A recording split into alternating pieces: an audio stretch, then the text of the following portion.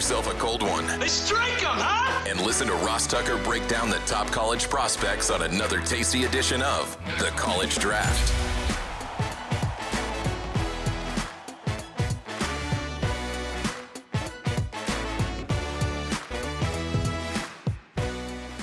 Yeah, it's Daddy Soda time here on the College Draft Podcast, presented, of course, by DraftKings. DraftKings, the crown is yours. It is Super Bowl week 2025, which means I will actually be having a lot of Daddy Sodas throughout the week. I think I said this, but I'll say it again just in case. We're presented by DraftKings. DraftKings, the crown is yours. Speaking of Daddy Sodas, why don't I just tell you that my favorite Daddy Soda Light is for sure Labatt Blue Light. That's what I like to drink with friends, living life to the power of we, family, while I'm watching football pretty much all the time, grilling. Always enjoy responsibly. Beer, Labatt USA, Buffalo, New York. All right, so Emory, next week we'll have a lot of post-Super Bowl thoughts on scouting lessons. We talked last week about some of our scouting lessons from the NFC Championship game now and AFC Championship game. But for now, I want to get into the two biggest All-Star games by far. They both just took place, the Shrine Game and the Senior Bowl. I guess let's start with that. Let's start with why, nobody really even talks about the Shrine Game practices. A Shrine Game itself. They just talk about the practices, excuse me. And same with the Senior Bowl. Why is that? I mean, to me, it's like there are definitely guys that perform better in games than they do in practice and vice versa. Like we've all seen it, every team we've ever been on. Therein lies the message right there, Ross, is because we know we used to call it, I'm pretty sure you called it the same thing in Princeton, practice All-Americans, where guys perform exceptionally well in practice, but kind of shrunk in the game. And with these All-Star game moments, it's a little bit more unique because in the practices, you have all of the scouts, coaches, GMs of the NFL and other leagues standing right there on the sideline, lining the edge of the field.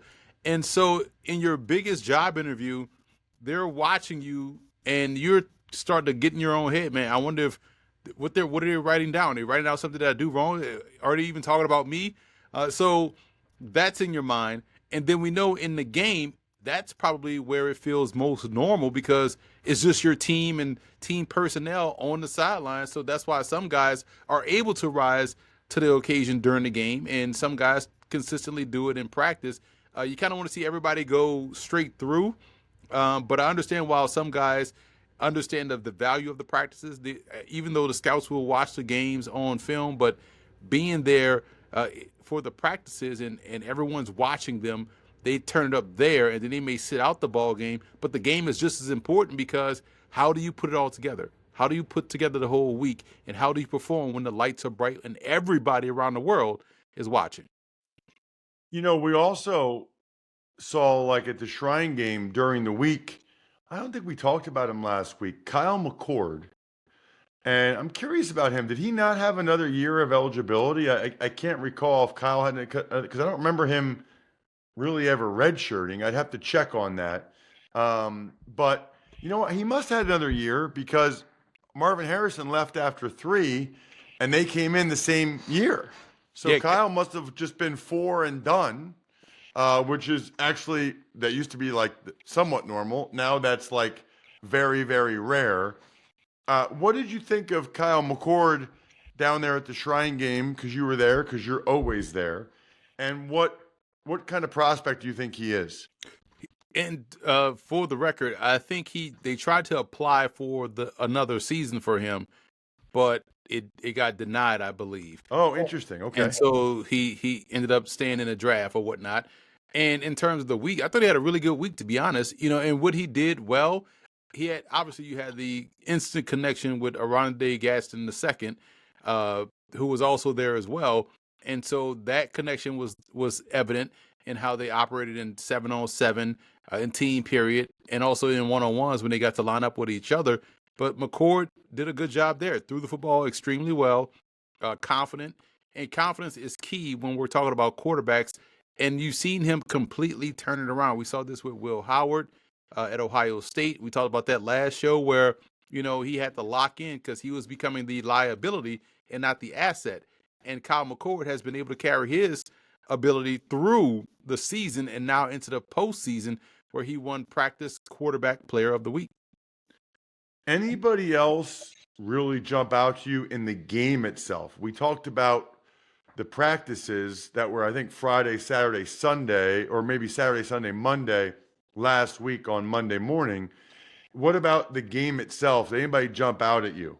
The MVP, Ja'Cory Krosky Merritt of Arizona by way of New Mexico, by way of Alabama State, right? So the speed and explosiveness, and again, there's an added benefit for a lot of these guys that we don't talk about enough of, where this is his second All-Star game because he played in the Hula Bowl, got the call up to the Shrine Game, so he has fresh legs in terms of everybody else for the most part are putting on equipment for the first time since November or December. And so he has already gotten game shape by playing in the Hula Bowl and performed well there. So no surprise that he hit the ground running figuratively and literally in the Shrine Game. And he had he had a great run earlier in the game and was named the MVP at the end. So he really stood out because in a draft where there are a ton of talented backs and guys that have some semblance of explosiveness based on what we're seeing now in the NFL, teams are going to be looking for those guys. They're going to be looking for Jahmyr Gibbs, like Saquon Barkley, like. Both what Gibbs and Barkley have are explosiveness. And if you have that, that's where you can kind of elevate your stock. And I thought Krosky Merritt did that in both All-Star games, Hula and Shrine. Got it. Let's talk about the Senior Bowl practices and what stood out to you there. Who jumped out to you in the Senior Bowl practices themselves? Obviously, you got to go look at the small school guys. And Ross, I brought up Tyler Elgersma. Yeah. On this show, prior to, the Senior Bowl, when he was at the College Gridiron Showcase, how he stood out. Then he got the call to the Tropical Bowl, stood out in those practices. Then he got the ultimate call up to the Senior Bowl and stood out. So based on what I said about Krosky Merritt, he has 3 All-Star games. Because he was at the East-West Bowl in Canada, but that was back in May. So he has 2 games in January in the States, which is huge, which shrinks that transition from the Canadian game to the American game. And that kind of helped him have a great start to the day on day one because the live arm was still there. He was confident in throwing deep down the field and threw that ball accurately. And it's funny because people were asking me, well, what's the difference in, he's playing quarterback. Like, bro, playing quarterback in the Canadian game is like going from playing in the parking lot to playing in the classroom. Like, it shrinks. The field shrinks. You know what I'm saying? So you got to be a little bit more quicker with your decisions and your releases. And for him, he was working on under center stuff because he's probably had never done under center stuff in Canada and rolling out, coming off flashing from under center. And that's where he had to work through some issues. But in terms of just straight firing the football, intermediate to deep, he stood out completely. And how about North Dakota State offensive lineman Gray Zabel? Yeah. And I tweeted out, Ross, that this was day one. He had not lost a rep in one-on-ones at either guard or center. So wherever he was lined up, he was stonewalling. And not just because he stood out. What made it stand out even more so, and we talked about this with Cam Miller at the Shrine Bowl, the fact these dudes just played a full 16-game season 2 weeks ago, ended in the national championship game, went out there in these all-star games, competed every rep, every day, and he was outstanding. The talk went from, this is a good day 2 guy to now he may even flirt with end of round 1, and justifiably so. Wow. Question for you. Wasn't he a tackle at North Dakota State? He was a tackle at North Dakota State. And as was his other teammate who starred at the College Gridiron Showcase. So you're getting to see what can he do moving inside. More than held his own in confined spaces, technically sound, good core strength, sat down right away and stopped any type of bull rush. had an answer for every counter the defensive lineman had. So he had a fantastic week. I would also say this, when we're looking at someone like Shamar Stewart, right, who had, I've compared him to two different players from two different scenarios. The story about Shamar Stewart reminds me a lot of Rashawn Gary coming out of Michigan, where this 5-star player, all of these boxes that he's checked athletically, he should have had double-digit sacks, but he didn't. But then when you look at his play and look at how he plays, he reminds me a lot of Cam Jordan in that regard, because he can play across the front. He can be a 5 technique. He can be a base 7. You can kick him down inside, let him rush over the guard.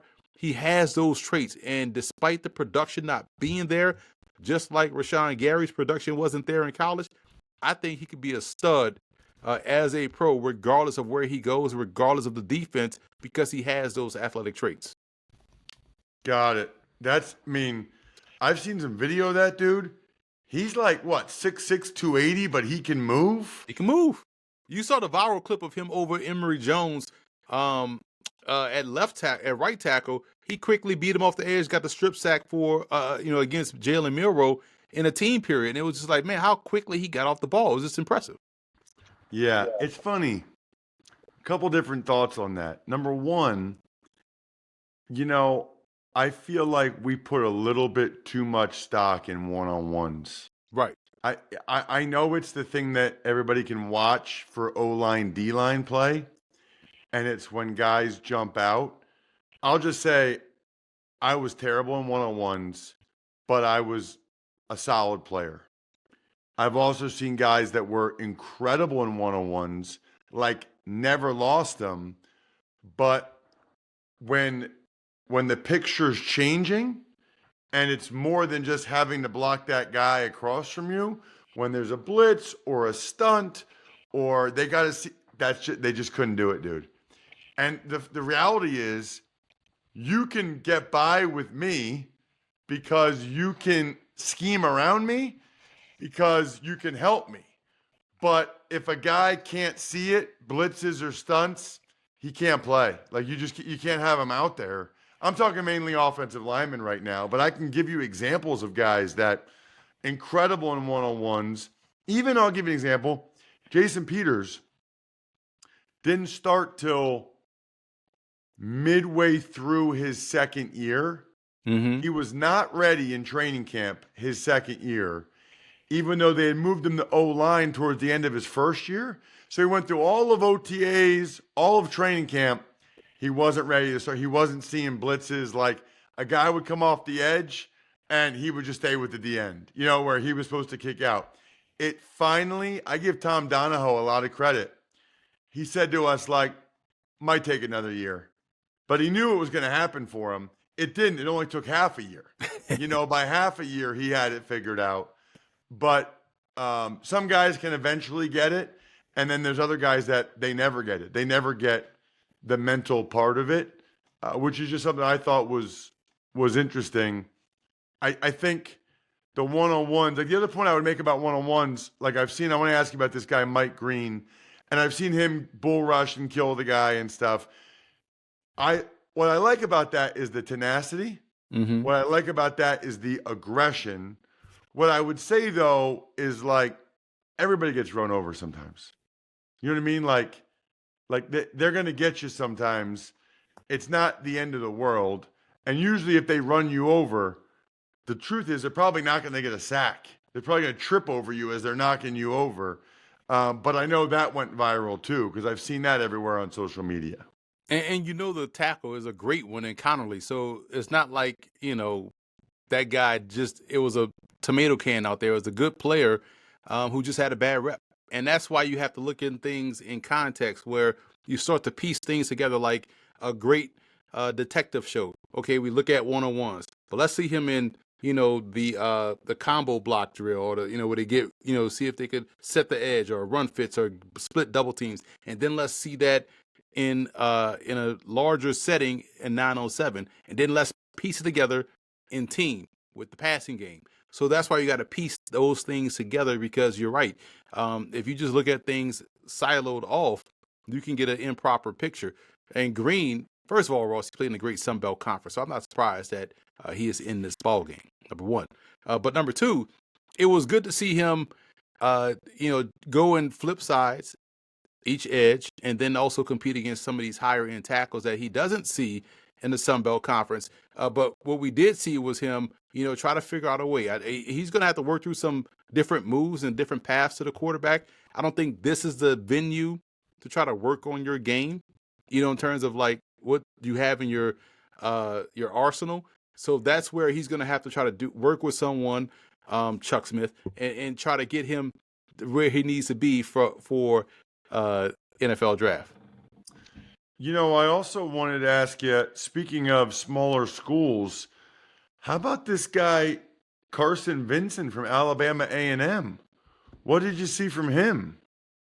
He talked about made some money, Ross, but this is tying to the point I've always wanted to make, or I have made about scheduling at the FCS level. Sometimes it's the money games, and we don't like it. But for Alabama A&M's case, for Vinson's case, kudos to them for having Auburn on the schedule, because you got to see him go already toe-to-toe with some top-tier pass rushers, because we know Auburn tends to have guys that are twitched up. Yes. So he wasn't shocked coming here to Mobile and holding his own. And then by him holding his own consistently throughout the week in team period and also in 907, you kind of, okay, this dude could play tackle, because he came in, just under 6'6", 315, and built the right way. I'm talking about thin ankles, a lean frame, athletically built, long arms, and did a great job versus speed. Now, power, because he's trying to anticipate guys getting his chest and they can knock him off balance. So he's going to have to keep those hands a little bit tighter and strike first in that regard. But in terms of guys just trying to beat him on the edge, I don't know how many times he escorted guys up out the club. But in terms of, him down to down, day to day, he was outstanding. Definitely raised his stock this week in Mobile. What about the quarterbacks, Emory? You mentioned the Canadian kid and Elgersma and the good things he did. What about the flip side? What about the other guys? There's a difference, Ross. And, everyone talks about Jackson Dart. I've never seen the type of PR Jackson Dart has gotten based off one throw in the bowl game on a midweek night in December, right? It's just amazing. January, where that was, when it was the only game on that was a non-playoff game, because people have started to, jack up his stock in terms of he could be QB2. He might be QB1. But Jackson Dart is a good player. And seeing him outside of the Ole Miss offense was great for the evaluation, because that's what you need to see. How can he function in a truncated offense that's not the Ole Miss offense that has a lot of easy plays and a lot of easy answers for you? So I thought he did well in that regard. There's a difference in the arm. There was a play where a guy ran a post, a little skinny post over the middle field. Let's call it an in route, a dig route. And if he drills it, the guy scores. But he did put a lot of power into his throw, but it still took a little bit of time for it to get there, thus allowing the defense to, get back into the play and tackle a dude for a 20-yard gain as opposed to a touchdown. That's the difference when arm strength and anticipation matters, or being able to drive the football in a tight window. Jalen Milroe, had some inconsistency with footwork in terms of trying to, because again, all of these guys, I'll say Dart, Milroe, all of these quarterbacks that spent primarily their career in the shotgun had issues taking the snap on the center, fumble snaps. The drops weren't as clean, and you saw this manifest itself in a run game where it's all about timing, where I expect you to get from under center, half a second turn, but when you stumble out the snap, it's tougher. It throws off the time of the whole play. And then some of the throws, you wanted to see him work on the short to intermediate more so this week. We know he can hit the deep ball, but we want to see him be more consistent and flatline his plays short to intermediate. So I thought that's where he left some money on the table this week. Did Milroe have another year? He did. He came out early as I want to say, true junior. That is so interesting to me, that these guys when do you think he'll get drafted? I think Milroe can, based off, here's why I think he can go late first, early second. because of the teams that need quarterbacks that are not picking top They two. said he was a redshirt junior. I'm just Or looking at redshirt this. junior, okay. But, So I mean, that means he clearly had at least one more year and yeah, maybe one more year. two. Right. So I think a team, let's say if the Giants are sitting there at 3 and they're out of Shador and Cam Ward, and I think you have to take Travis Hunter, but then you can see the Giants maybe jumping back in late round 1 to get Miro if he's falling, or stay pat at the top of round 2 and take him there. I think that's where he goes, because Ross, the one thing you can't ignore is his ability to turn that corner and go 80 yards for a touchdown. And also, to his credit, this will play well for him at the combine when teams talk to him. Great kid. The Campbell Award Trophy winner, the academic Heisman, to be the starting quarterback at Alabama, to perform like he did. And he was going through a different offense this year, but also to stay that locked in the classroom and win the academic Heisman. When I'm a member of the NFL, I'm pretty sure you are as well. Yep. I remember going to one of the Campbell Award presentations out here in New York City and listening to the majors and the GPAs. There is no possible way I would have ever been a Campbell Award nominee at all. Even with my little communication degree, there's no way these dudes are majoring in molecular life-saving skills and having a 5.6 GPA. So the fact that he's able to do something like that, and be a starting quarterback at University of Alabama and be of the caliber, is going to play well. Coaches will say I can work with him on the things that he needs to work on. So I can see him going late first, definitely top of the second. What about this tight end from Miami who's like electric? What's the deal with this Arroyo guy? I didn't know that much about him before this week. He's very good, fluid athlete, was winning one-on-ones consistently, even though obviously that's heavily slanted toward the offense in that regard. But he was doing well in team and also 7-on-7. So you have a little bit more perspective there. But his whole thing is you just got to stay healthy. He was banged up a lot. If he can stay healthy, that's the one that can threaten a defense that a defense will have to game plan for, because he was outstanding at the Senior Bowl. Comfortable catching the ball away from his body, understands where his hands are, and it's almost like if you was draped all over him, it didn't matter because you wasn't big enough, and he's just able to catch the ball with ease. So he was outstanding. I love it. Anybody else that I didn't mention yet you want to talk about? Upton Stout, the cornerback from Western Kentucky. Tavon Young out of Temple reminded me a lot of him. And size is not a skill. You know where I stand on that. Upton came in at 5'9", 185, but was locking stuff down on the outside, showing that he could be an outside corner, one of the rare 5'9" guys that can do it. We grew up watching Aaron Glenn. We grew up watching Eric Allen and Darryl Green, and you know what I'm saying? So we grew up watching guys. There was no slot corner or field of boundaries, just cornerback. So he could play cornerback. And great footwork, great press skills, great ability to play the ball through the hands. Everywhere you saw a receiver and the ball was going that way, you saw him on the receiver like an extra set of skin. So he was phenomenal this week. Got it. That's interesting. Tell me your thoughts, just because I knew of his brother a little bit, on Jack Besh, the younger brother of Tiger Besh, who was tragically killed in New Orleans on New Year's Eve. Considering the circumstances, he won the week, because for him just to even be out there was impressive. But on top of that, people forget how fantastic of a football player he is. He was going to be the next one at LSU. Because remember, he had that great freshman season, and then he dealt with some injuries, and then got usurped by 2 first-round picks in Chase and also Jefferson, right? So he goes to TCU, and he was out there winning one-on-one contested catches, good athleticism, showing the ability to adjust to the football. So he had good work in 7-on-7 and team periods. I like that he went out there and competed. We know the story. We know how hard that had to be on him.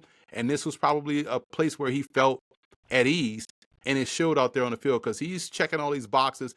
Kind of looks like a DJ Chark, someone like that, or someone that could win, in multiple ways. I thought Besh kind of reminded some folks how good he was to start at LSU. Emory reminds us every week how good he is, which is why you need to follow him on social media at FBall Game Plan. Certainly Football Game Plan on YouTube, but the big thing is it's time. Now's the time. Footballgameplan.com. /2025 draft guide. If you follow him on social media, he posts the links every once in a while to it. I reposted that this week. Ross Tucker Pod reposted this week. You can follow me at Ross Tucker NFL, us at Ross Tucker Pod. We're always on YouTube as well, youtube.com/Ross Tucker NFL. Keg is kicked. We're all tapped out. Thanks for tuning in to College Draft. Make sure to also check out the Ross Tucker Football Podcast, Even Money, and Fantasy Feast, all on the DraftKings Network, YouTube, or subscribe to the podcast on your favorite platform.